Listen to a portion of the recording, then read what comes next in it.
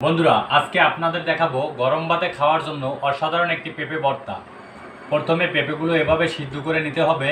তারপরে একটি ফ্রিজে শুকনো মরিচ, লবণ আর কিছু পেঁয়াজ দিয়ে একসাথে ভালোভাবে লবণের সাথে মরিচটা এভাবে মাইখে নিতে হবে। লবণ, শুকনো মরিচ আর পেঁয়াজ ভালো করে এভাবে মাখিয়ে নিতে হবে। এখন আমি সিদ্ধ পেঁপেগুলো এখানে দিয়ে দেব, দিয়ে ভালো করে এভাবে মাখিয়ে নিতে হবে। দিয়ে পেঁপেটা ভালো করে মাখানোর পর এখন আমি সরিষার তেল দেব পরিমাণ মতন। সরিষার তেল দিয়ে আবার সুন্দর করে মাখিয়ে নিতে হবে। হয়ে গেল আমার মজাদার পেঁপে ভর্তা। গরম ভাতের সাথে যখন মাছ মাংস কোনো কিছুই ভালো লাগবে না, তখন আপনারা এভাবে ট্রাই করতে পারেন, তাহলে পেট ভরে গরম ভাত খেতে পারবেন, 100% শিওর।